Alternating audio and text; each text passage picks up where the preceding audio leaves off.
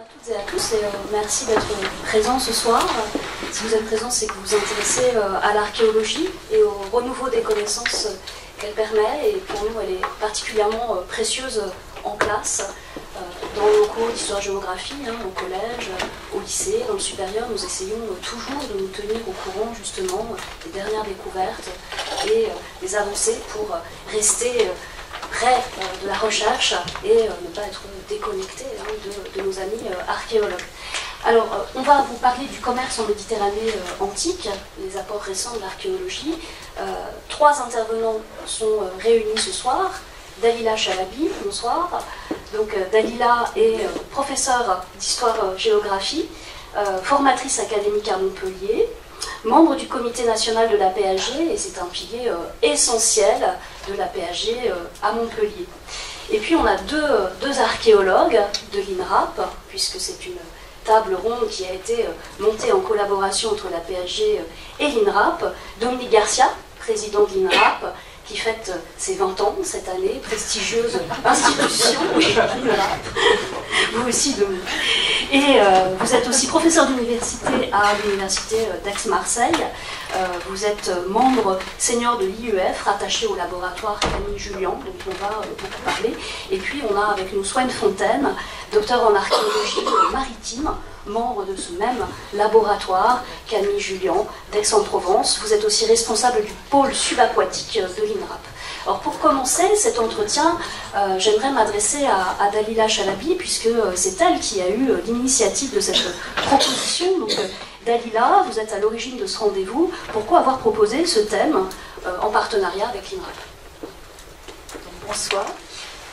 Alors en tant qu'enseignante et formatrice, je me suis toujours interrogée sur le choix des sources dans la construction des séquences pédagogiques.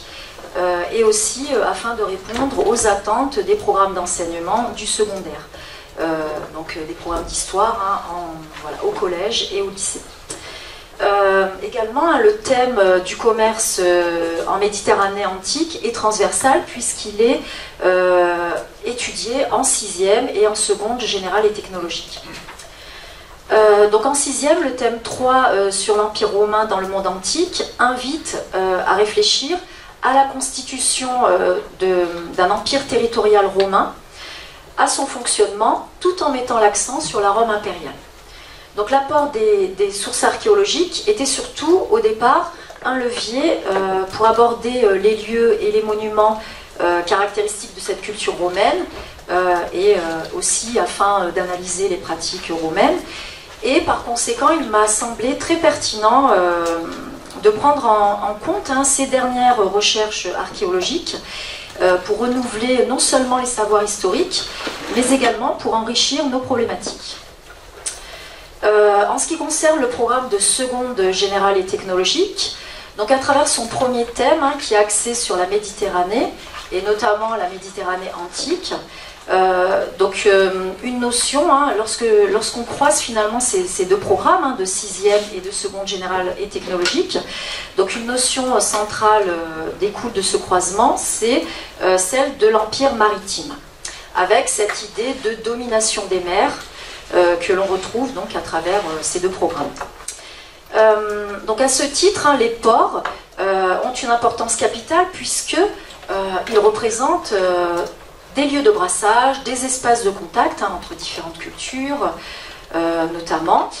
Ils représentent également des points essentiels dans le cadre de la thalassocratie athénienne au 5e siècle avant Jésus-Christ, mais également un rôle moteur dans l'activité commerciale de l'Empire romain. Donc les apports des sources archéologiques nous permettent, en tant qu'enseignants, un changement de perspective dans l'étude des ports antiques, puisque, à partir de ces sources, le port est analysé sur le temps long, à travers l'étude de son site et de son insertion dans le tissu urbain. Donc nous aurons l'occasion d'approfondir cette problématique. Alors aujourd'hui, au rendez-vous de l'histoire, nous vous proposons donc une réflexion qui est centrée sur les ports méditerranéens à partir des travaux et des recherches archéologiques menées par l'INRAP, mais également une réflexion sur les échanges en Méditerranée antique.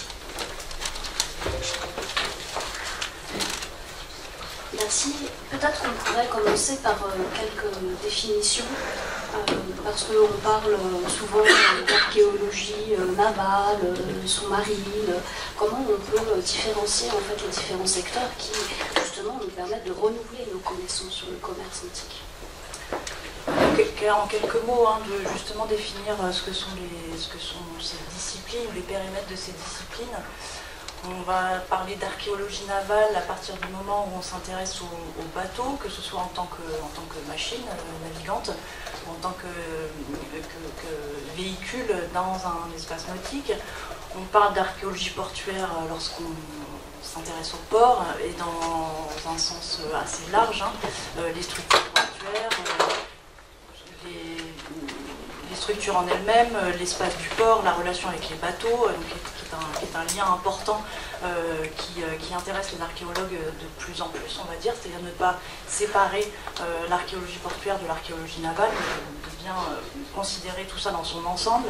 On parle d'archéologie maritime pour tout ce qui touche à la mer, que ce soit du port, des bateaux, des occupations littorales, des cités portuaires. On parle d'archéologie sous-marine et subaquatique, alors c'est un distinguo très français. On parle d'archéologie sous-marine quand ça se passe sous la mer, sachant que, je ne l'ai pas dit, mais l'archéologie maritime n'a pas nécessairement pour objet de s'intéresser à ce qui est sous l'eau. C'est la question maritime au sens large. L'archéologie sous-marine sous la mer et l'archéologie subaquatique au sens large sous les eaux, comme on traduirait en anglais, c'est-à-dire vraiment sous les eaux, quelles qu'elles soient douces, salées, rivières ou mer. Voilà pour les définitions principales. J'oublie quelque chose qui sera à définir dans ces questions d'archéologie. C'est plus une désinformation aussi pour éventuellement vous guider dans vos recherches dans la documentation archéologique. On parle d'archéologie nautique, ce n'est pas la même chose que l'archéologie maritime ou l'archéologie portuaire. Voilà, des champs d'action évidemment qui s'intercroisent. Sur la définition de l'espace méditerranéen, peut-être un mot complémentaire. Dominique, vous voulez... Ça, c'est la carte que nous avions produite pour l'ouvrage sur l'histoire des civilisations. Peut-être repréciser que quand on parle de Méditerranée, c'est un espace qui est intercontinental, qui permet en fin de compte de connecter l'Asie, l'Europe et l'Afrique. Et quand on regarde la Méditerranée, en fin de compte, normalement, et si vous regardez dans l'ouvrage cette carte qui sera sans doute un peu plus claire que sur l'écran, on s'aperçoit qu'elle permet de connecter des espaces très différents. D'abord peut-être la zone qui apparaît là en couleur un petit peu rose-violet, qui est l'espace phénico-punique, et c'est dans cet espace-là où, a priori, on rencontre les premiers ports aménagés en tant que tels, avec des sites comme Tyr, Sidon, et puis ensuite les installations qu'on va retrouver en Afrique du Nord et dans le sud de l'Espagne. On a l'espace, bien entendu, grec hellénique, et puis on a les espaces étrusques centrés sur l'Italie entre le Tibre et l'Arno, et ensuite l'espace de la Méditerranée nord-occidentale. Donc la Méditerranée est un espace qui connecte. Alors vous le voyez pas assez bien sur l'image, mais on a pour cette carte, pour l'espace maritime, on a utilisé deux trames avec des couleurs plus ou moins claires. La partie la plus foncée, donc proche du rivage, est en fin de compte la partie où on pouvait naviguer et où on pouvait voir la terre. Donc selon le relief en bordure du littoral, on peut naviguer plus loin de la côte, et donc on a en fin de compte deux mers. La mer qui permettait de faire une navigation à vue, et puis l'espace où on ne voyait plus le continent. Et si vous regardez ce document dans une définition meilleure, j'arrête de le dire, vous apercevrez que ça vous donne une géographie de l'espace maritime qui est différent, et surtout de l'espace qui aura été observé, analysé, voire colonisé, différent, de par la nature des reliefs qui entourent le littoral.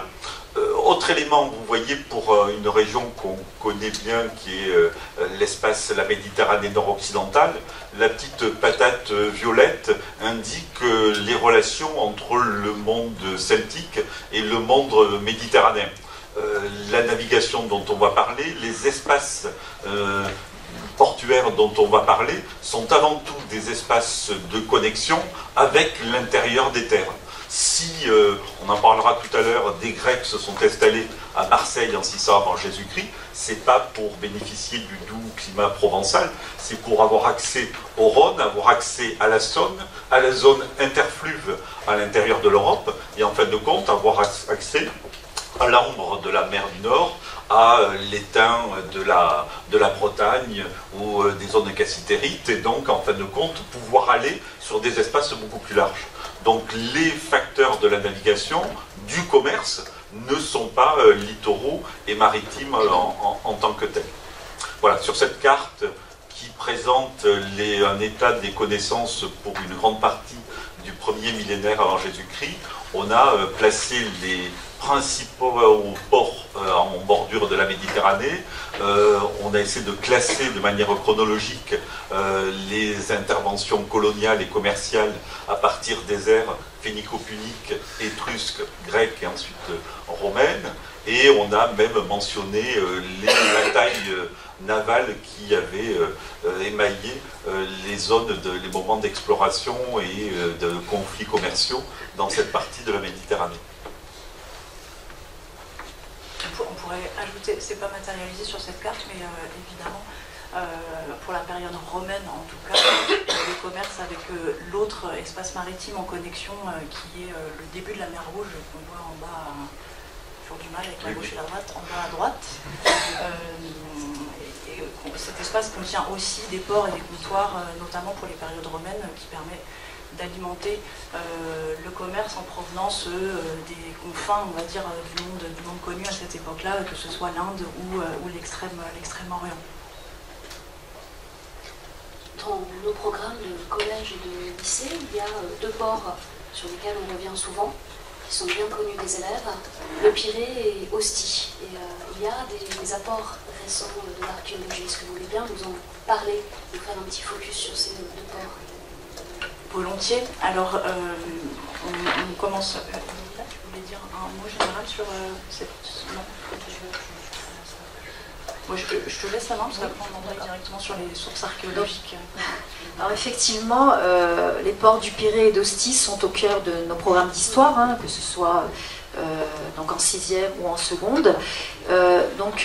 L'enjeu véritablement est de montrer que les structures portuaires répondent à des logiques précises, celles des fonctions portuaires, hein, grâce à l'étude des traces archéologiques. Donc les documents qu'on privilégie pour l'étude de ces deux ports, le Pirée et Ostie, ce sont des cartes. Des cartes qui sont construites à partir des sources archéologiques et qui permettent de comprendre que le commerce antique est à l'origine de la structuration des ports antiques. Donc tout d'abord, la carte du Pirée au 5e siècle avant Jésus-Christ est un document, donc c'est le document à gauche, c'est un document qui questionne finalement le lien qui s'établit entre Athènes et la mer dans la constitution de sa puissance, puissance politique, mais également puissance commerciale. Donc on peut observer sur la carte la présence de fortifications, les longs murs qui ont été renforcés entre 461 et 456 avant Jésus-Christ et qui permettaient d'assurer un ravitaillement d'Athènes par la mer et de contribuer par la même occasion à son rayonnement commercial et culturel. En ce qui concerne Ostie, la question est de savoir comment l'archéologie navale enrichit finalement les connaissances sur le fonctionnement de ces ports antiques en analysant de manière assez approfondie la structure du port. Donc cette carte du port d'Ostie peut être mise en relation avec une photographie d'épave de navire, donc on vous en montrera tout à l'heure, pour montrer finalement que chaque ensemble, chaque navire répond à des besoins précis et ces besoins en fait impliquent engendre des aménagements portuaires précis. Donc là, le port d'Osty n'est plus analysé seulement à partir de ressources textuelles, hein, comme on avait l'habitude de faire auparavant, mais à partir d'infrastructures matérielles, c'est vraiment ce qui est intéressant, et puis à partir des épaves de bateaux. Donc ces ressources archéologiques hein, sont à l'origine de l'étude du fonctionnement du port, de ses fonctions de stockage, on le verra tout à l'heure, on fera toute une étude hein, sur les conteneurs, hein, sur voilà, les navires. Donc ces fonctions de stockage hein, qui sont utilisées par les différentes embarcations et puis différentes embarcations de différentes tailles hein, qui peuvent aller des petites unités aux très gros porteurs hein, et Swen, tu nous en parleras après. Du côté des sources récentes archéologiques pour ce qui est du Pirée, des ports d'Athènes au pluriel hein, puisqu'on a à la fois un port de commerce et des ports militaires. Alors ce n'est pas exactement notre champ d'action habituel. En revanche, on vous propose quelques images de projets en cours par nos collègues, notamment nos collègues danois de l'Institut d'Athènes, qui depuis une dizaine d'années travaillent sur ces questions des ports militaires et des structures archéologiques encore en place dans les ports de Mounikia et de Zéa. Alors la souris ne fonctionne pas, enfin, ça fonctionne, mais c'est pas reparti, on n'a pas de temps. Non. Okay. Donc ces deux ports qui sont les deux ports que vous voyez à l'est de la presqu'île du Pirée.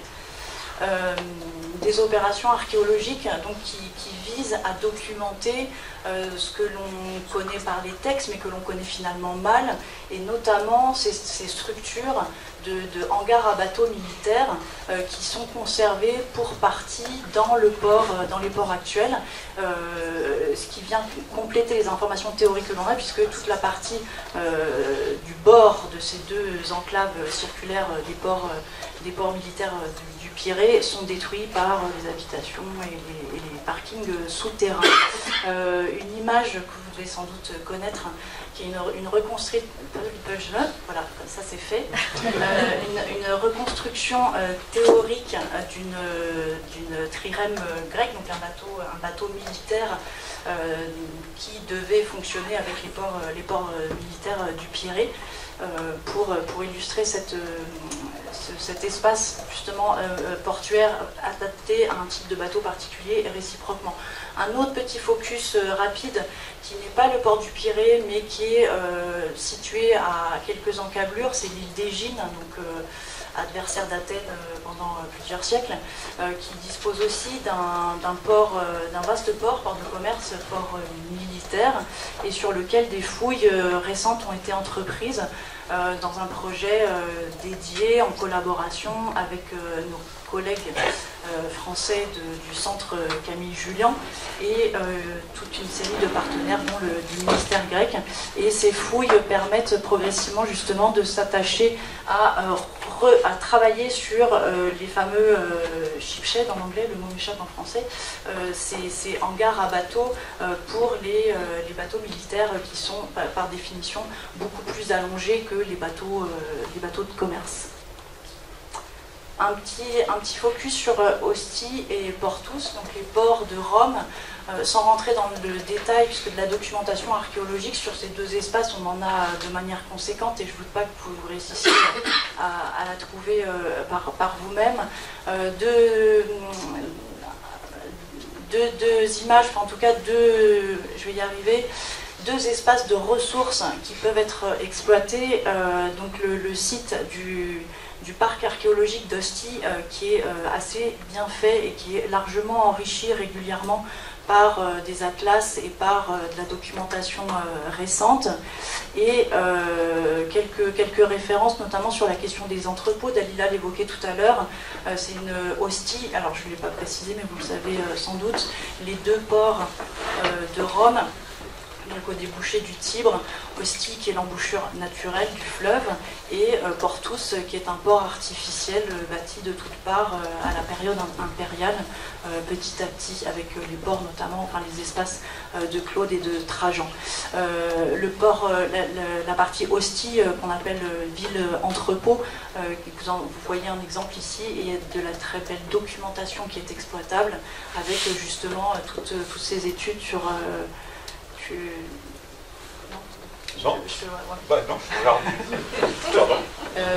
Donc sur cette question des entrepôts, de nombreuses opérations archéologiques sont conduites notamment par l'école française de Rome. Un mot rapide aussi sur ce qu'évoquait Dalila en introduction, des travaux qui ont été conduits par différentes équipes et notamment par Giulia Boeto. J'en profite pour la saluer puisque j'ai vu rentrer dans la salle. Et donc Giulia Boeto qui est archéologue naval, spécialiste des bateaux et qui dirige le centre Camille Julien qu'on a évoqué tout à l'heure. Donc pour les questions sur ces sujets-là, je vous adresserai à elle directement. Néanmoins, voilà, elle est là, donc il faut en profiter. Quelques mots simplement donc, sur ces travaux qui ont permis de remettre les bateaux dans le port, notamment à partir d'épaves qui ont été fouillées. Vous les voyez, ce sont les petits points rouges intitulés Fiumicino. Vous savez sans aucun doute. Ça, c'est l'espace restitué en tant que port en eau, mais tout cet espace est atterri aujourd'hui. C'est-à-dire qu'à l'endroit des petites épaves, c'est l'aéroport Fiumicino de Rome. Donc, et les épaves ont été fouillées à terre et elles ont permis d'étudier des types de bateaux, notamment des bateaux de servitude portuaire liés au port. Et les travaux engagés par l'équipe de Giulia Boeto ont permis aussi de réfléchir sur ces fameux espaces des ports de Trajan, des ports de Claude, sur comment selon les différents types de navires de commerce, comment on remet des quantités de bateaux dans un port à la période antique et comment on le met en regard des sources historiques, notamment qui donnent des chiffres sur les tonnages et sur les volumes de denrées qui pouvaient circuler à différentes périodes. Voilà pour les petites informations sur les travaux récents sur Ostie et Portus qu'on peut apporter. Juste, pardon, je regardais pour avoir un élément de complémentaire pour le non-spécialiste des ports que je suis, repréciser peut-être, et on le voyait bien avec le cas du Guéret et le cas d'Ostie, ce qui est un port en tant que tel, en fin de compte, c'est avant tout une infrastructure, c'est-à-dire qu'on peut mettre des bateaux au mouillage ou dans un havre sans avoir un port en tant que tel. Le port, quand on l'aménage, c'est qu'on a besoin de charger, de décharger, de se ravitailler, voire de construire, et donc on a besoin d'une infrastructure. Et là, dans les deux cas que l'on a pu voir, dans le cas d'Athènes ou dans le cas de Rome, on s'aperçoit que le port est une extension de la ville. La ville est antérieure à l'aménagement du port. À un moment donné, il y a de nouvelles activités qui naissent, soit militaires, soit commerciales. On a besoin d'un espace de gestion des bateaux, et à ce moment-là, on crée le port, qui est en fin de compte un espace intermodal entre les zones de navigation et puis les zones de vie politique que peut être la ville. Donc là, on a deux exemples éloignés dans l'espace, mais qui sont à peu près structurés de la même façon, même s'il y en a un qui est posé en bordure d'un fleuve important et l'autre qui est en dehors d'un espace de circulation fluviatile. Et ensuite, on aura des ports qui seront des quartiers de la ville. Et on aura en fin de compte ensuite des villes portuaires dont la fonction première sera l'activité portuaire en tant que telle. Mais là, on le voit presque de manière chronologique, qu'en un moment, dans le développement de la cité, dans le cas d'échanges qui sont beaucoup plus larges, on a besoin de l'installation d'un espace autre pour gérer le commerce ou les activités militaires. Ça a aussi une incidence dans ce fonctionnement de binôme, on va dire, entre cité et ville et port maritime sur la circulation des denrées. Une fois qu'elles ont été transportées par des bateaux en Méditerranée, il faut encore les acheminer sur les canaux aménagés ou les bras de fleuve naturels. Mais ça pose aussi toutes ces questions de rupture de charge des cargaisons, de type de bateau adapté, fluvial, maritime, fluvio-maritime. On y reviendra tout à l'heure. Merci beaucoup pour ces beaux documents et puis pour ces précisions aussi de vocabulaire, de définition. On rêve d'avoir des documents aussi beaux dans nos manuels et à notre portée pour construire nos cours. Grâce à l'archéologie préventive, grâce aux découvertes de l'INRAP, on a aussi accumulé ces derniers temps beaucoup de connaissances sur des ports méditerranéens que vous fouillez, et notamment Marseille. Est-ce que vous pouvez nous en parler? Et puis est-ce qu'on peut réfléchir à la manière dont on peut en tenir compte justement dans nos programmes?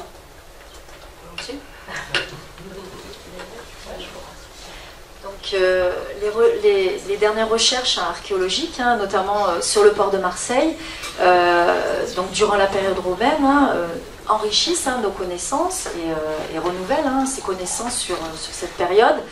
Donc l'enjeu avec les élèves est de montrer que le site de Marseille est stratégique, le site du port de Marseille est stratégique. En effet, il est quand même situé, il a une proximité certaine avec l'embouchure du Rhône et sa localisation sur une route maritime est-ouest, reliant notamment donc, les péninsules italiennes et ibériques, sont à l'origine et permettent ces échanges commerciaux entre le monde méditerranéen et l'Europe occidentale continentale. Donc un exercice peut être proposé aux élèves autour des vestiges des Dolias, dans un entrepôt du port de Marseille, qui date, donc ces entrepôts du 1er et du 2e siècle, et d'une restitution aussi des entrepôts, d'après les sources de l'INRAP, du musée aussi d'histoire de Marseille, qui a quand même des ressources assez intéressantes, et du musée des docks romains à Marseille. Donc l'objectif donc de cet exercice, c'est vraiment de questionner les élèves sur l'aménagement du port de Marseille et la fonction des entrepôts à Dolia, qui sont essentiellement consacrés au commerce du vin en vrac.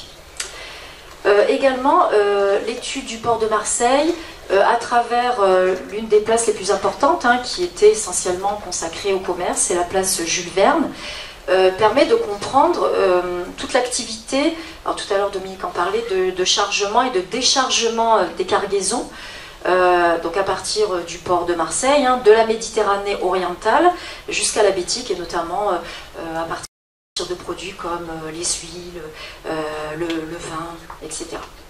Donc il est intéressant, à partir de ces sources archéologiques, de construire un récit historique avec les élèves, en mettant l'accent sur l'enjeu des fouilles, qui montre véritablement une modification de la structure portuaire au 1er siècle de notre ère, à partir du 1er siècle de notre ère, notamment avec la construction des entrepôts qui sont vraiment destinés à l'activité commerciale, avec, pour le cas de Marseille, une spécialisation dans le commerce du vin. Oui, alors comme ressource principale, on vous propose l'atlas de l'INRAP qui est en ligne, justement sur la ville de Marseille, et qui restitue la documentation issue des fouilles préventives, notamment sur le pourtour du vieux port actuel de Marseille, et qui a permis, depuis les fouilles préventives les plus anciennes, les fouilles de la Bourse, jalon s'il en est dans l'archéologie préventive en France, jusqu'aux dernières opérations, même de diagnostic, qui ont lieu dans ce périmètre du vieux port de Marseille, permettent de progressivement restituer les différentes étapes, la chronologie de l'installation du port, sa monumentalisation.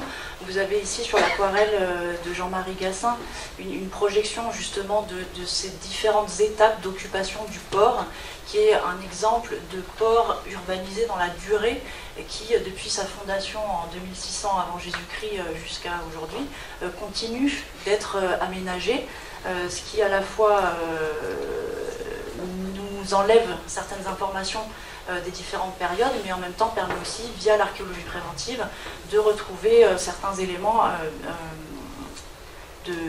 archéologiques qui viennent éclairer ce qu'on peut savoir d'un point de vue des sources littéraires, notamment sur l'histoire de Marseille. Sur la maquette que vous voyez, enfin, qui est un zoom, un extrait de cette maquette qui est présentée au musée d'histoire de Marseille, vous voyez un état qui doit être à peu près la période hellénistique, la période grecque, avec encore les mêmes hangars à bateaux que ceux qu'on peut observer dans les ports grecs du Pirée. Ces espaces-là disparaissent, comme le disait Dalila, au tournant du 1er siècle après Jésus-Christ, même sans doute légèrement avant, puisque Marseille perd contre Rome et que la dimension militaire de Marseille lui est enlevée. Et ce qui se voit assez concrètement dans l'évolution via les vestiges archéologiques, puisqu'on arrive après, dans cet espace-là, plutôt à des structures portuaires liées au commerce, et notamment les hangars à Dolia, que tu évoquais, Dalila. Et le site de la plage Jules Verne, donc, qui est une fouille qui a été conduite dans les années 90, mais qui est en cours de reprise d'exploitation de toutes les données. C'était un site assez considérable dans les informations qu'il a pu livrer. Je passe sur les périodes les plus anciennes, mais pour les périodes romaines, les périodes grecques et romaines, vous voyez qu'il a livré donc, des infrastructures portuaires, pontons, entrepôts, etc., et un certain nombre d'épaves. Pour ce qui est des entrepôts à Dolia, c'est un dispositif que l'on peut mettre en regard avec... c'est ce qu'évoquait Dalila tout à l'heure, comme ressource pédagogique qui est vraiment très très bien faite. C'est un nouveau petit film avec des restitutions 3D de très belle qualité qui est proposé par le musée des docks à Marseille et qui restitue non seulement le secteur des docks mais en fait l'ensemble des entrepôts à Dolia et du dispositif, et qui réfléchit aussi sur comment on stockait dans ces grandes jarres, les Dolia étant des grands conteneurs qui étaient mis à poste, enfoncés, enterrés dans les entrepôts, qui pouvaient contenir probablement du liquide sans aucun doute, mais aussi pour certaines des matériaux en vrac, c'est du conteneur de vrac, et qui peuvent être mis en regard avec les bateaux qui n'ont eu qu'un temps, mais qui ont, notamment au 1er siècle après Jésus-Christ, servi de pinardiers, c'est-à-dire des bateaux qui étaient dédiés au commerce du vin, où c'est même, alors c'est pas exactement les mêmes dolia que ceux des entrepôts, mais c'est ce même principe de grandes jarres installées à poste qui étaient remplies et qui permettaient de commercialiser du vin sans doute de qualité moyenne dans des conteneurs en vrac.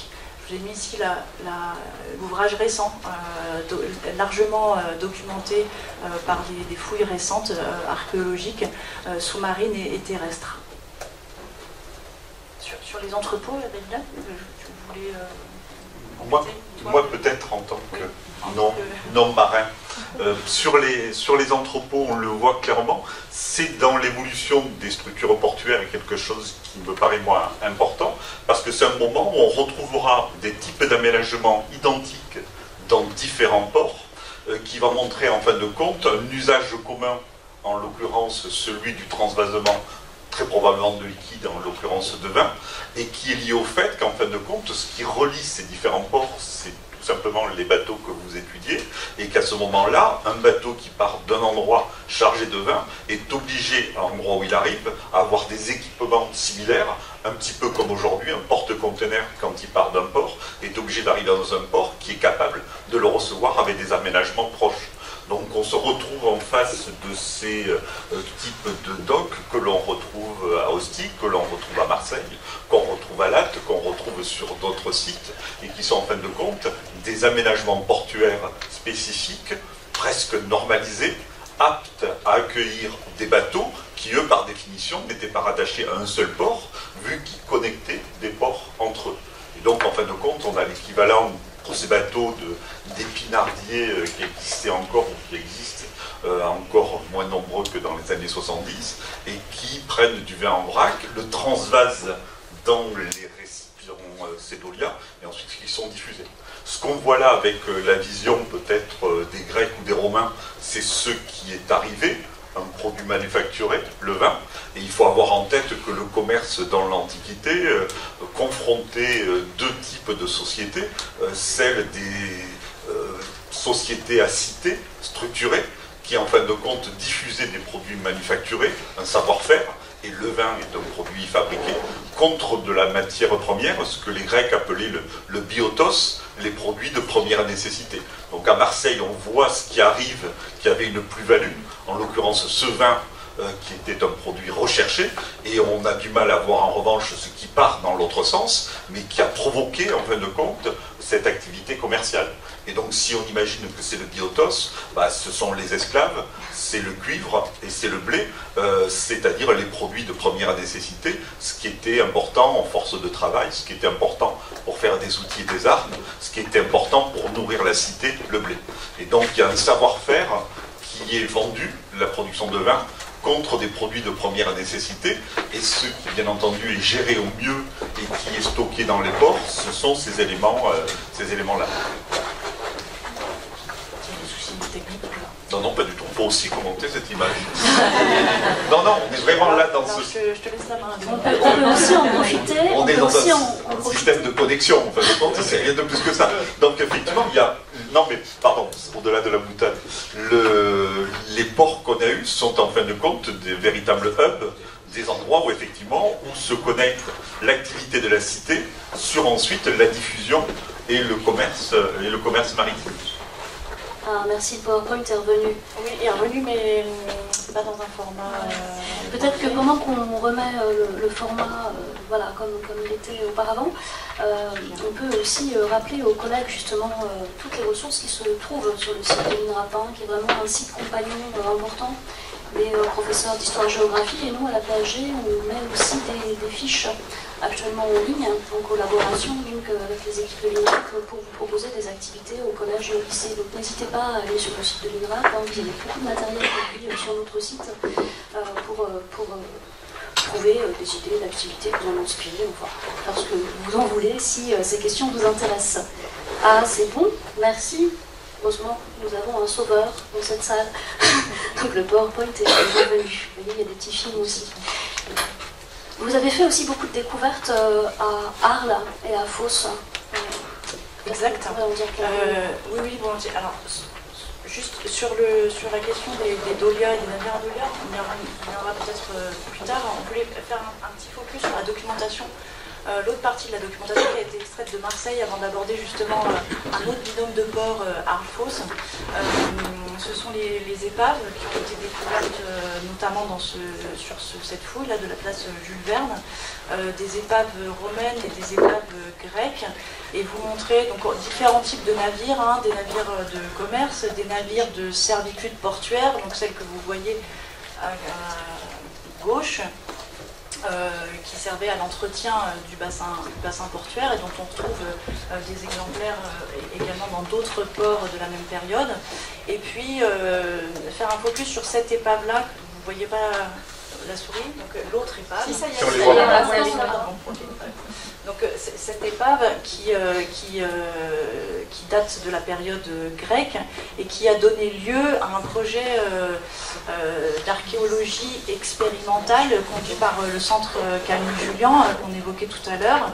Un projet qui se distingue, on va dire, de la première reconstruction navigante que vous avez vue au début, le navire Olympias grec, puisque pour le coup, le projet Gyptis qui a permis de construire le bateau Gyptis, donc, qui est une réplique navigante, a été faite dans un processus d'archéologie expérimentale à proprement parler, c'est-à-dire pour retrouver à la fois les gestes techniques, donc l'histoire des techniques des charpentiers de marine de cette époque-là. Le bateau est quasiment contemporain de la fondation de Marseille, donc 6e siècle avant Jésus-Christ, et qui est aussi un outil d'archéologie expérimentale pour la navigation. C'est-à-dire que ça permet, donc il navigue depuis maintenant... C'était 2013 le lancement, donc depuis presque 10 ans, des navigations expérimentales sont menées par l'équipe du centre Camille Jullian, et ça permet d'aborder concrètement dans la pratique des choses qui restent très théoriques, sinon sur à quelle vitesse un bateau navigue, comment il est maniable, quelle distance on peut parcourir dans tel délai. En l'occurrence, il s'agit d'un bateau avec un espace de navigation assez restreint, entre guillemets, puisqu'il s'agit d'une barque de pêche, d'un bateau de pêche, mais néanmoins, les enrichissements liés à l'archéologie, à cette expérience archéologique, sont assez importants sur la question des ports d'Arles, du binôme Arles-Fos, c'est-à-dire une cité avec un port fluvial, Arles, et un avant-port maritime, Fos. Alors j'ai mis une carte vierge, ce qui est assez peu pédagogique, hein, mais c'était juste pour pouvoir, maintenant que j'ai une souris qui fonctionne, illustrer le fait, donc Arles est ici en haut du delta du Rhône, le golfe de Fos est celui-ci, donc à l'extrémité orientale du delta du Rhône. Ce binôme constitue vraiment la porte d'entrée de l'axe Rhône-Saône-Rhin qui permet d'alimenter, de desservir l'ensemble de la Gaule, mais aussi la Rhénanie, la Grande-Bretagne, l'ensemble des provinces du nord de l'Europe, sous l'Empire romain.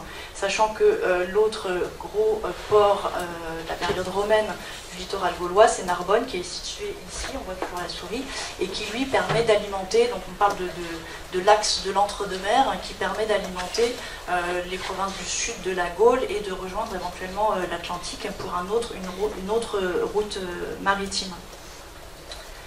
Très rapidement sur ce binôme de ports, et en particulier sur Fos, vous donner une idée de ce port de Fos qui est aujourd'hui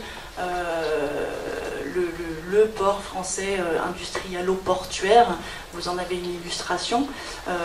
Port qui a été créé quasiment ex nihilo dans les années 60 par une volonté de l'État pour concurrencer Hambourg et Rotterdam, et qui en fait s'est installé dans une position géostratégique qui était déjà ciblée par les Romains, puisque c'est là qu'avait été installé le port de Fossae Marianae pour les mêmes raisons, mais qui en raison d'un événement tectonique ou environnemental qui est encore mal défini, a fonctionné pendant toute la période de l'Empire, jusqu'au 3e, 4e siècle après Jésus-Christ, et qui a disparu à cause d'un enfoncement du sol. Donc le port est submergé et a complètement disparu du paysage pendant près de 1600 ans. Différents travaux archéologiques ont repris ce dossier et permettent progressivement de retrouver la topographie du port, les structures portuaires, les épaves qui fonctionnaient avec. Et donc cet avant-port maritime, qui est paradoxalement assez bien connu par les sources, mais qui l'était peu archéologiquement, prend corps, devient réalité dans des conditions pourtant difficiles, d'eau extrêmement trouble, de débouchés du delta du Rhône et de débouchés du Rhône et des petites profondeurs, et qui était donc l'avant-port, le pendant maritime, on va dire, du port d'Arles. Donc vous voyez ici une illustration dans sa période un peu tardive, au IVe siècle, et faire juste un petit focus sur les ressources que vous pourriez utiliser pour illustrer notamment le commerce maritime de cette période de romaine. C'est un secteur, donc le port, l'espace fluvial du Rhône dans la ville d'Arles, qui a été pas mal visité par les archéologues subaquatiques au cours des 10, 15, 20 dernières années, qui a permis d'étudier et des bateaux et de remonter un nombre assez considérable d'objets qui alimentent les réserves du musée d'Arles, du musée départemental Arles Antique, et qui a donné lieu aussi à des expositions et des catalogues qui sont riches de documentation à exploiter. Une image donc voilà, des conditions de fouilles dans le Rhône, mais aussi vous voyez de la qualité de la conservation des objets archéologiques, c'est-à-dire que nombreux d'entre eux sont entiers, bien conservés, comme dans un dépotoir portuaire, mais en plus le fait que ce soit dans de l'eau douce a permis de conserver du contenu dans les récipients, dans les conteneurs, des inscriptions peintes sur les conteneurs, on en reverra des exemples tout à l'heure, qui donnent des informations assez considérables à mettre en regard des sources textuelles que l'on peut avoir. Et l'une des fouilles phares de ce secteur d'Arles, c'était la fouille de l'épave Arles-Rhône 3, donc un chaland qui a été dirigé par une équipe pluridisciplinaire sous la direction de Sabrina Marlier du musée de l'Atlantique, et qui a permis donc de fouiller l'épave dans sa totalité, et le dépotoir environnant des milliers de mètres cubes d'objets archéologiques denses avec quasiment pas de sédiments entre, et de sortir cette épave par tronçon, de la restaurer et puis de l'étudier, de l'exposer dans une extension du musée d'Arles. Je vous y invite, si vous passez par dans la région d'Arles, de visiter ce musée et de voir cette épave, donc qui est l'épave d'un chaland. Un chaland, c'est-à-dire un bateau de transport fluvial long d'une trentaine de mètres et qui, au moment de son naufrage, en l'occurrence celui-ci, était chargé de pierres et qui faisait du commerce de proximité, on va dire, le long du Rhône. Mais ce bateau fait écho à des bateaux de même type, de même période, qui ont été trouvés dans le cadre de fouilles préventives à Lyon, dans la Saône, dans le cadre des fouilles occasionné par un parking, le parc Saint-Georges, qui a livré plusieurs bateaux, et on retrouve vraiment donc, le pendant, c'est vraiment des navires qui remontaient le Rhône, les bateaux fluviaux qui permettaient de monter et de descendre des cargaisons sans aucun doute. Vous voulez, oui, puisqu'on a commencé un peu avec les navires, effectivement, est-ce que ce sont les mêmes sur fleuve, sur mer? Qu'est-ce qu'on sait là, de ces différents types de navires? Alors pour ce qui est du chaland que vous avez vu et de ceux qui sont également été trouvés à Lyon, c'est de manière assez typique du bateau fluvial, c'est-à-dire un bateau long à fond plat. Mais on a d'autres types de navires qui peuvent avoir été, qui rentrent dans la catégorie que les spécialistes appellent fluvio-maritime, et qui, on imagine, pouvoir naviguer en mer et éventuellement remonter dans le cours des fleuves ou dans les canaux qui permettent justement de faire la jonction entre la mer et le fleuve. L'exemple d'un Rhône 3 que vous voyez ici, donc le chaland, très effilé, très long, un fond parfaitement plat, comme vous le voyez. Un exemple qui est l'épave des Laurons 2, qui justement a été trouvé dans le golfe de Fos, qu'on évoquait, et qui est un petit navire maritime, avec un fond donc un tirant d'eau assez peu important, et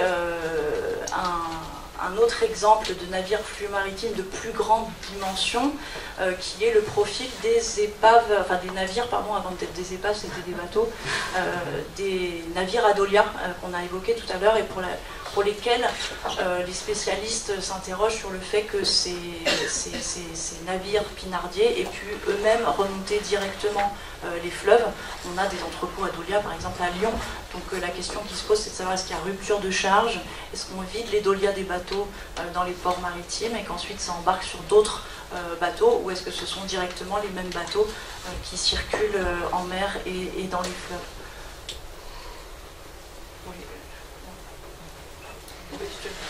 Alors, je rejoins tout à fait les propos de Swen, par rapport à cette archéologie navale. Donc la découverte de fresques également, de pièces de monnaie, de bas-reliefs, enrichit la compréhension voilà, des échanges en Méditerranée antique. Et donc ce qu'on peut dire, c'est que ces récentes découvertes de vestiges de navires, donc dans les zones portuaires antiques, comme à Toulon ou à Marseille, mettent au jour de nouvelles catégories de bateaux et nous permettent aussi d'émettre des hypothèses pour analyser voilà, des documents, notamment au niveau de la nature des produits échangés. Alors, par ailleurs, la navigation entre mer et fleuve était nécessaire afin de ravitailler les villes. Donc l'enjeu pour nous, enseignants, c'est de montrer que ces épaves qui ont été découvertes entre le 2e et le 5e siècle sont des sources d'études afin d'analyser donc la navigation durant l'Antiquité romaine. Donc à partir de plusieurs documents et notamment d'une maquette d'un navire romain transportant du vin en vrac et aussi d'une mosaïque du bureau 25 de la place des corporations à Ostie, nous pouvons interroger la fonction du navire de commerce et le processus de débarquement d'une marchandise d'un navire à l'autre. Ce qu'il faut noter, c'est que ces marchandises qui arrivent par voie maritime donc par la mer Méditerranée,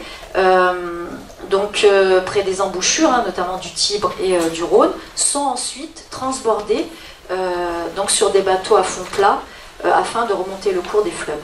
Donc c'est ce que tu évoquais tout à l'heure, Swen. Et un premier document peut être analysé avec les élèves, donc c'est celui que vous avez à gauche.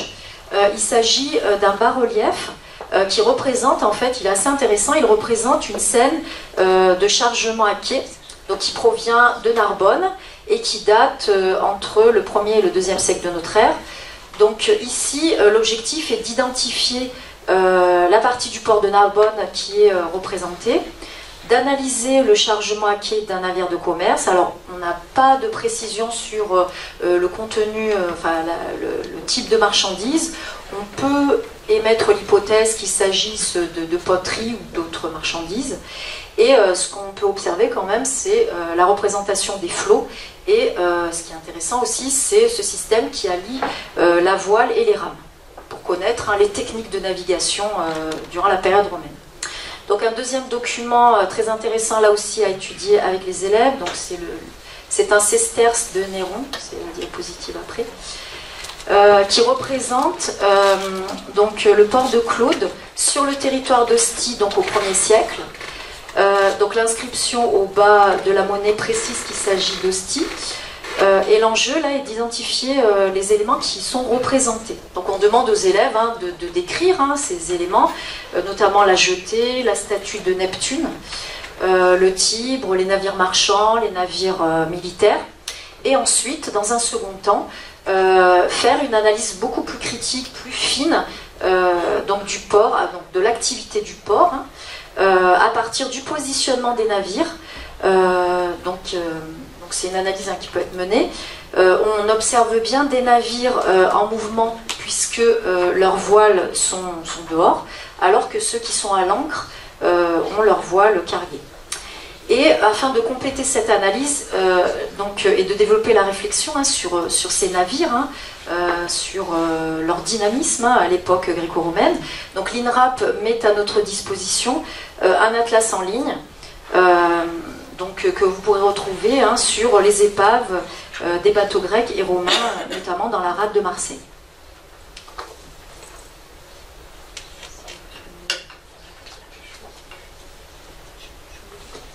Non, peut-être en mettant sur la prochaine, même si ce document est beau. Moi, ce que je retiendrai en tant que non-spécialiste, c'est qu'en fin de compte, il n'y a pas de bateau lié à un port, mais des bateaux qui relient les ports. Et donc, en fin de compte, on a des bateaux maritimes qui permettent de connecter des espaces, des bateaux à fond plus ou moins plat qui permettent de connecter des villes, Lyon, voilà, le chaland d'Arles, il vient peut-être de Lyon, et le chaland de... Enfin, en fin de compte, il connecte les deux espaces en tant que tel, il permet de transporter.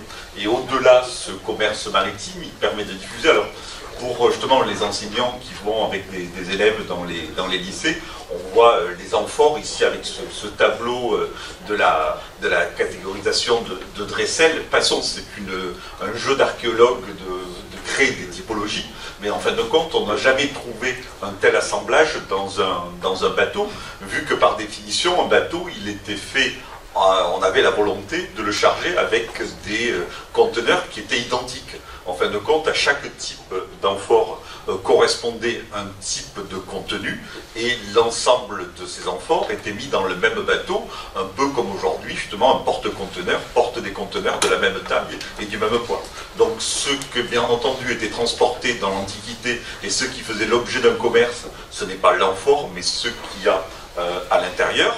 Et bien entendu, ce qui à l'intérieur a disparu, les archéologues aujourd'hui essaient de traquer l'origine des produits et le transport grâce à ces objets. Et ouais, j'illustre ton propos. mais je te laisse la parole pour autant.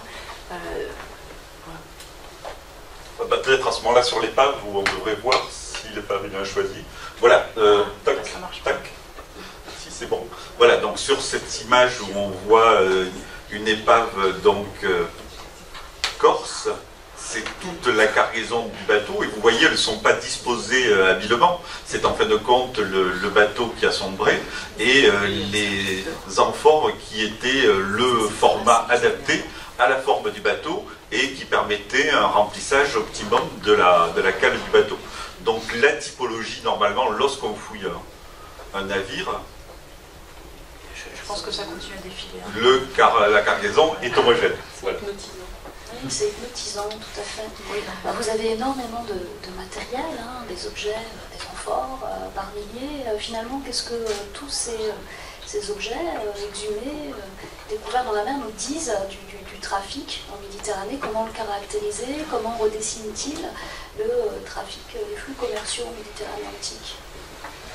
Alors, effectivement, on l'a évoqué avec cette table typologique qui date un peu. Hein, on a évolué depuis le début du XXe siècle, mais néanmoins ça reste un support, et surtout ça permet d'illustrer, parce que disait Dominique, c'est-à-dire que l'amphore c'est un conteneur, selon sa forme, sa matière, elle permet de faire des éléments sur la chronologie, ou sur la provenance, ou sur le contenu. Et voilà par exemple deux illustrations donc, d'une même amphore, d'un même type, en l'occurrence des amphores produites en Gaule du Sud, destinées à contenir du vin et à transporter du vin, donc issu du site du Mas des Tourelles, et la même amphore qui a été retrouvée dans une cargaison d'une épave profonde en Corse, qui illustre bien cette route, une des routes du vin, en tout cas ici une route du vin du sud de la Gaule. Et un mot sur cette impressionnante cargaison, comme on n'en voit plus beaucoup, sauf à des très très grandes profondeurs. Donc il s'agit d'une vidéo qui a été prise sur une épave profonde, donc à presque 500 mètres de fond, et ce sont les travaux qui sont menés notamment par le DRAS, mais en particulier par Franca Cibecchini, sur une série d'épaves profondes qui nous permettent d'avoir une vision d'épave, enfin en tout cas d'épave avec sa cargaison intègre, ce qui n'est plus du tout le cas dans les zones peu profondes du littoral. C'était sans doute le cas dans les années 50, quand les premiers plongeurs ont commencé à barboter. Mais depuis, malheureusement, je pense qu'on est né 50 ans trop tard, et qu'il faut aller les chercher à des profondeurs assez importantes pour avoir ces informations. Et pour effectivement repartir sur l'histoire de contenu, d'information, l'archéologie permet de définir des routes, ou de mieux comprendre ce qui circulait dans un sens et dans un autre. Un exemple justement des fouilles du Rhône, donc du dépotoir qui environnait cette épave de Chaland.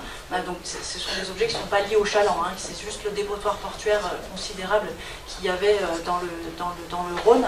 Un exemple avec ces pots d'ulacium qui sont un autre type de conteneurs, qui ne sont pas des amphores, mais qui sont des pots de plus petite dimension, et qui, dans le cas du Rhône, ont l'avantage d'avoir conservé du contenu, en l'occurrence des poissons, des sardines, si je ne m'abuse, et d'avoir aussi, c'est ce que je disais tout à l'heure, d'avoir conservé, comme certaines amphores, des inscriptions peintes qui permettent assez précisément de restituer non seulement le poisson qui était conservé à l'intérieur, mais l'ensemble des ingrédients qui permettaient d'agrémenter ces conserves.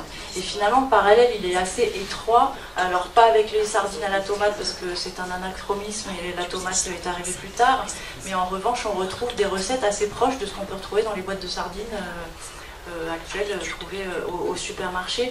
Et j'en profite pour vous signaler cet ouvrage, donc il y a un catalogue d'exposition assez récent qui s'est tenu au musée d'histoire de Marseille, sous le commissaire de David Jaoui, donc qui est l'archéologue qui étudie l'ensemble de ce très très riche dépotoir trouvé dans le Rhône, et qui a mis assez systématiquement en relation les conteneurs antiques, les contenus identifiés pour ces conteneurs, et ce qu'on trouve aujourd'hui, enfin ce qu'on utilise aujourd'hui, que ce soit le garum VS le gnoccmam, ou les sardines antiques, les sardines de Douarnenez. On voulait aussi vous montrer quelques exemples de documents archéologiques épigraphiques, mais je vous laisse parler peut-être sur le document de gauche, toujours pour aller vers cette notion de transport du grand bateau vers le petit bateau, vers le bateau à fond plat, sur l'inscription qui est à gauche, mais qui n'est pas unique, qui provient du site de Latte près de Montpellier. D'ailleurs, voilà, on a parlé d'Arles, le grand port sur le Rhône, et Arles, le nom gaulois d'Arles, c'est Arrelaté. Arré, c'est devant, et Latte, c'est le marécage. Donc Arrelaté est la ville devant le marécage, et la ville de Latara, c'est à peu près la même chose. Latte, c'est le marécage, et Arré. Donc il y en a un, c'est la ville devant le marécage, et l'autre, c'est le marécage devant la ville. Vous voyez un petit peu la diversité des toponymes gaulois, réappropriés ensuite à la période romaine. Mais en tout cas, ça montre déjà que la ville porte dans son nom elle-même sa situation par rapport à l'espace, le lien avec la zone lagunaire et les transports qu'on a eu tout à l'heure. Et on a vu que les bateaux qui arrivaient étaient rapidement coincés et devaient ensuite les matières transportées dans les bateaux à fond plat. Et autre élément beaucoup plus répandu, mais qui a disparu aujourd'hui de la documentation archéologique, c'est le transport dans des outres.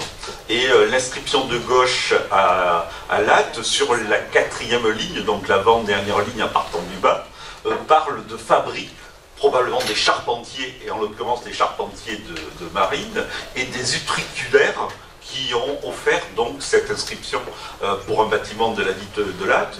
Donc il y avait à Latte des artisans, des fabricants organisés en collège, qui étaient des gens qui fabriquaient des outres, à la fois pour le transport des liquides et économiser ainsi le poids de l'amphore, mais également des outres qui très probablement supportaient des radeaux.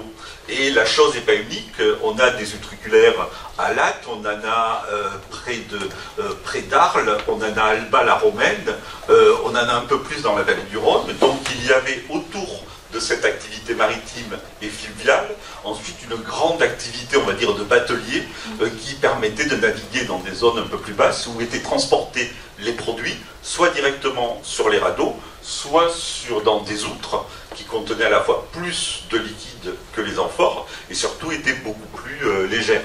Donc un témoignage fort, et puis bon, ces gens-là, organisés en collège, assez riches pour faire une inscription et donc marquer sans doute les moyens qu'ils ont donnés pour construire un bâtiment public.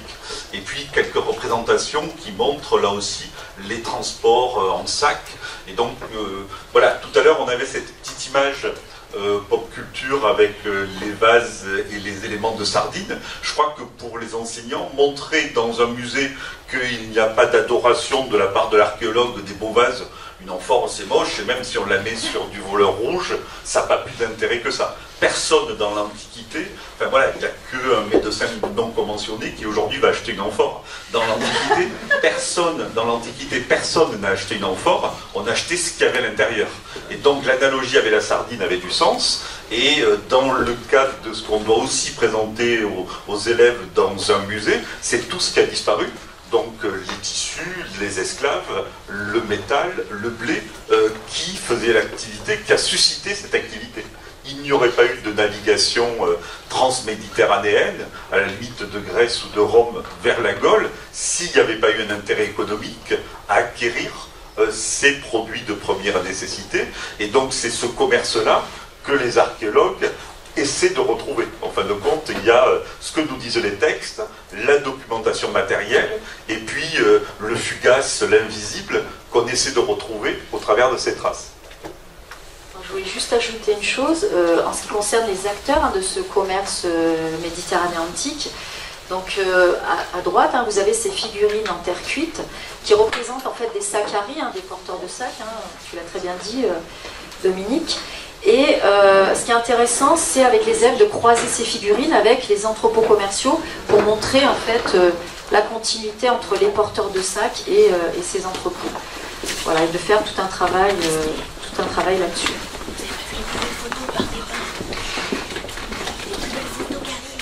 Elles sont particulièrement belles. Vous vouliez rajouter quelque chose sur l'archéologie? Je trouve que c'est une ressource qui est assez intéressante, donc sur le site de l'INRAP, et qui permet de comprendre en fait le trajet du commerce du vin à travers la Méditerranée. Cette vidéo propose également la reconstitution d'un bateau chargé d'amphores et de tonneaux, et puis propose également de nombreuses définitions, notamment les notions essentielles à faire acquérir aux élèves, notamment la notion de dolia. Donc c'est intéressant.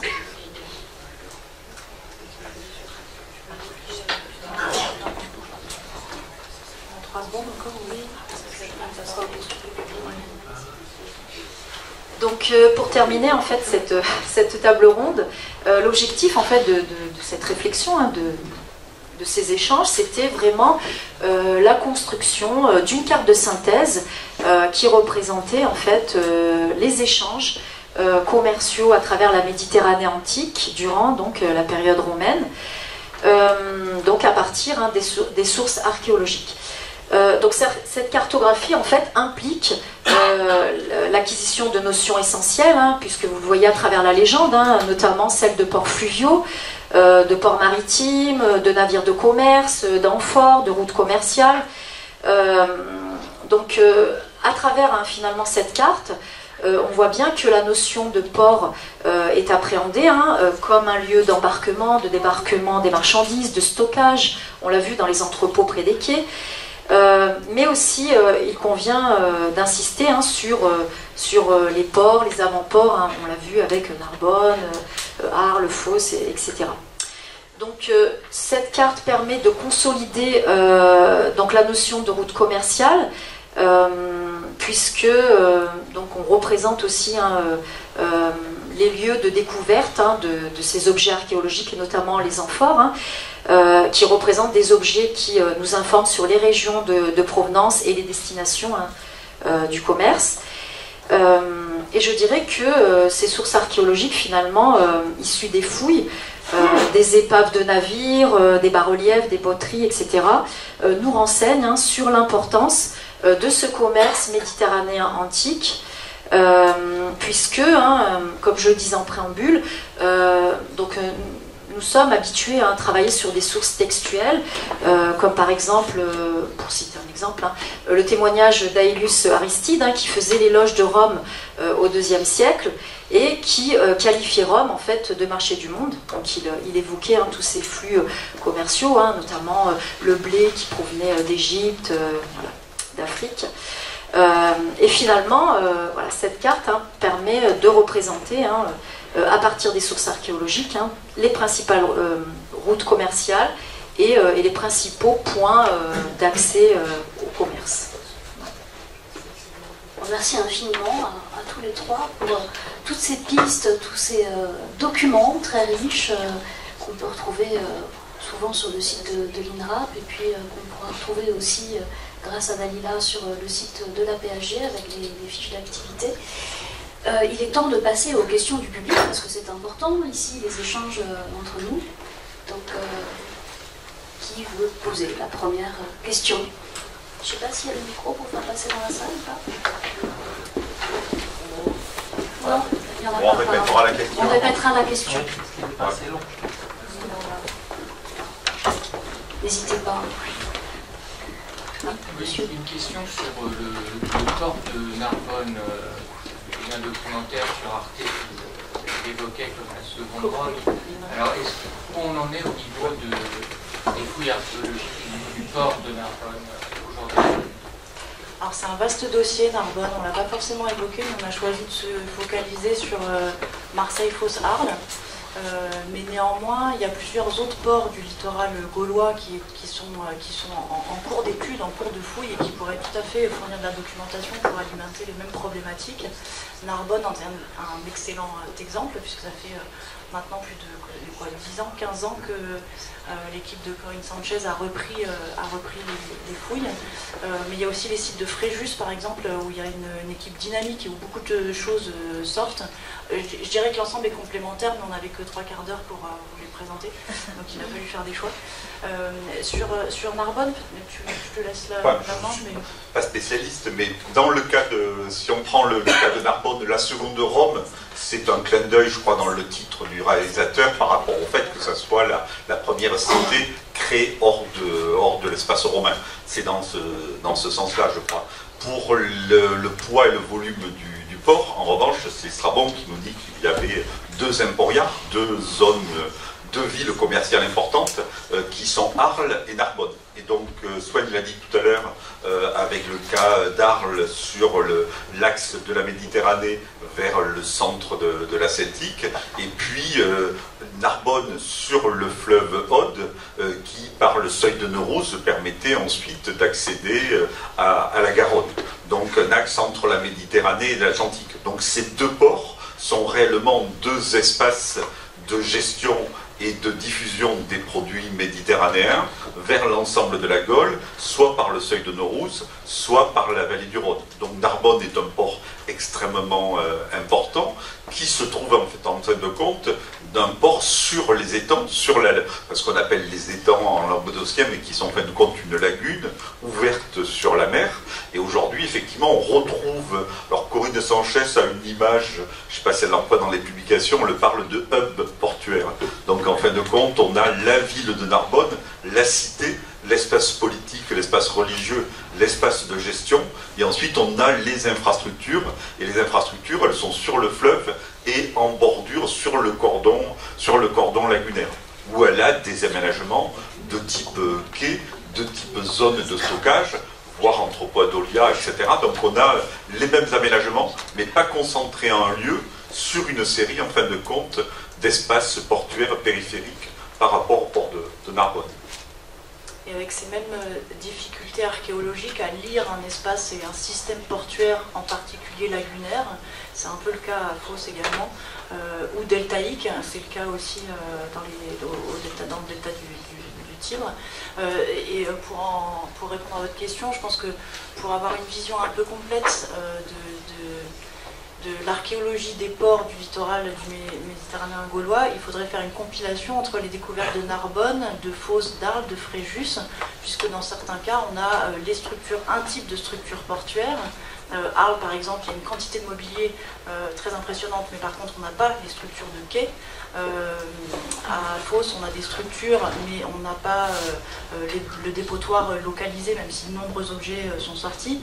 À Narbonne, il y a à la fois des épaves, à la fois des quais, mais des quais qui sont très particuliers, puisque vous l'avez vu, j'imagine, dans le documentaire, ils ont mis au jour ce système de canal avec des quais qui traversent des étangs pour rejoindre la cité de Narbonne.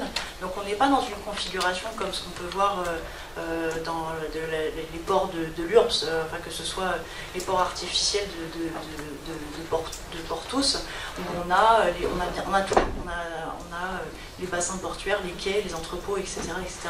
La donnée archéologique du sud de la Gaule, elle est plus parcellaire et morcelée, je dirais. Mais c'est effectivement des travaux qui font avancer grandement notre connaissance sur les dispositifs portuaires. Effectivement, elle parle de hub, alors de hub pas seulement comme un noyau aux routes des commerces, mais sur ce système portuaire éclaté de Narbonne dans les différents étangs, dans ces lagunes. Merci. Est-ce qu'il y a une autre question ? Et je ne l'ai pas mis dans les ressources que j'ai balayées très rapidement ici, mais le projet de recherche Narbonne a un carnet hypothèse en ligne avec beaucoup de ressources mises à disposition, que ce soit de la donnée archéologique, des photos, mais aussi ils ont travaillé sur beaucoup de restitutions, dont certaines sont reprises dans les reportages, mais qui peuvent vraiment être utilisées comme support pédagogique, justement pour l'illustration de la navigation des bateaux, du déchargement sur les quais, etc. etc. Et le carnet, on le trouve sur le site du centre. Alors non. Non, c'est un autre laboratoire de recherche, mais je pense que si vous tapez carnet, hypothèse, port de Narbonne, c'est un premier résultat. Carnet, hypothèse étant le support de diffusion internet du CNRS. Voilà, c'est un blog institutionnel. Un blog. Institutionnel. S'il n'y a pas d'autres questions à la salle, moi je je voudrais bien vous en poser une. Il y a combien de chercheurs actuellement dans le pôle subaquatique de l'INRAP? Vous êtes combien à travailler sur ces questions? Alors, on est un petit pôle permanent de 6 personnes et on travaille avec un réseau à géométrie variable sur des questions d'archéologie fluviale et maritime au sens large, au-delà du clivage subaquatique terrestre. Et donc on est un certain nombre et il y a une bonne illustration en ce moment. Là on fait une petite incursion dans le temps, mais une fouille qui illustre bien justement l'archéologie fluviale au sens large. C'est la fouille qui se déroule quelques encablures de la Loire en aval, à côté d'Ancenis, qui est une fouille préventive qui est en train de mettre au jour un ensemble d'épaves, alors de la période moderne, on est plutôt entre le 17e et 18e, mais un ensemble d'épaves réutilisées, chargées de pierres et réutilisées comme structure d'aménagement, portuaire ou pas portuaire, ça restera à définir, mais en tout cas d'aménagement de berge du fleuve. Donc on est vraiment dans ces thématiques très intéressantes où on est à l'interface terre-eau, on est avec du bateau mais qui est réutilisé dans de l'aménagement de berges, de chenalisation, de confortement du Nil. Voilà, donc c'est des équipes un peu éparses, c'est pas forcément prêt à mettre la tête dans l'eau tous les jours, mais qui travaillent néanmoins sur des questions, des questions scientifiques qui nous unissent, on va dire. Merci. Une question? Non? Alors il nous reste à vous remercier tous les trois.